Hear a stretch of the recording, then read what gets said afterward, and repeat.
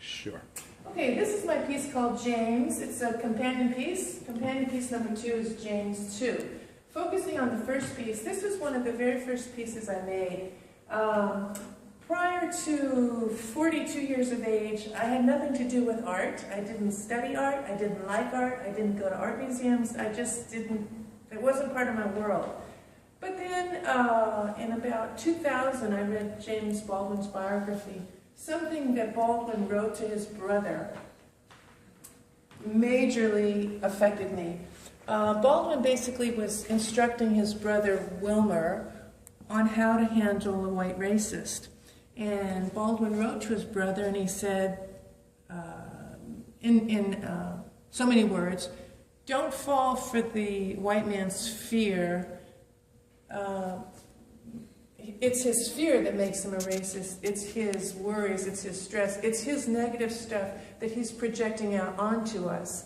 Don't buy into it, brother. And he said, if you buy into it and believe the stuff that the white man says about you, then you will become the nigger. When I read that, ooh, I remembered instantly a piece of advice my father had given to me.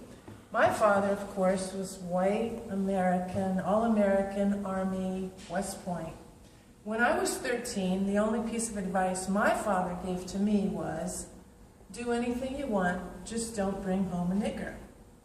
So when I read Baldwin's advice to his brother, I immediately thought of my father's advice to me, and these two now competing ideas were in my head, and I felt more in line with what Baldwin was saying instead of what my father had advised me.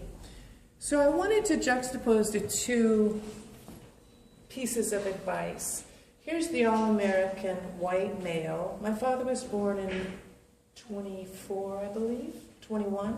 Baldwin was born in 24, so they were contemporaries. So we had this nice juxtaposition of all-American white boy who went to the military academy, Scranton, Pennsylvania, and all-American black boy, Harlem, poor, African-American. But they both have their opinions about the nigger. And I had received, in two different ways, that information advice. So I thought it was important to me to juxtapose these two because I needed to see them just right up against each other. I thought that was an interesting contrast in the white and the black American perspective. And after I made this piece, I became an artist. So that was your first piece? Yes. Wow. Or second. It might have been my second piece. I was very nervous about making it. I would pace around my bedroom, which I used as my studio back in New Orleans, because I was worried about using the word nigger. Because here I am, a white lady. It's like, oh my God, people are going to hate me. They're going to think I'm a racist. And I'm also kind of outing my father and exposing something very negative that he's, in the privacy of his own home, this is what he's telling his children. And I'm also exposing that I fall with Baldwin on this one. I believe in Baldwin's quote more than I do not believe in my dad's quote.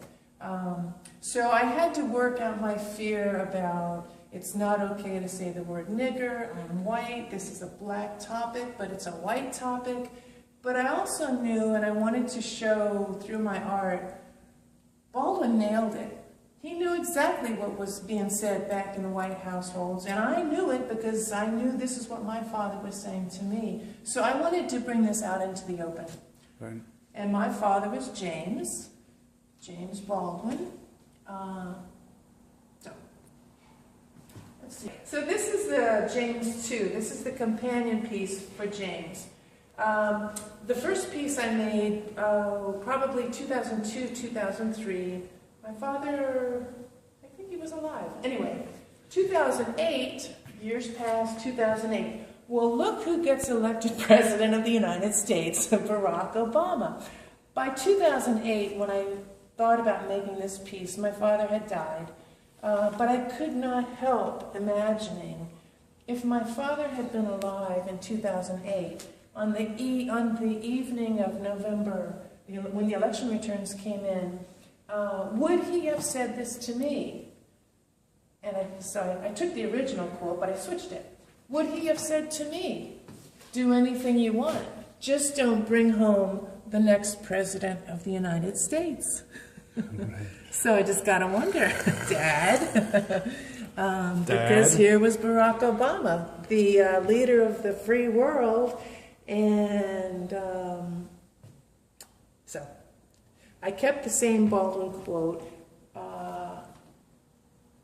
as the first piece, but I needed to call attention to the election. I needed to call attention to, in the span of 6-7 years, look how much we changed. And I definitely wanted to call attention and memorialize that I was living the night that the first African-American president got elected. And that night in November 2008, I mean, just everybody went crazy that night, all over the whole country, maybe all over the whole world. But it was a great night.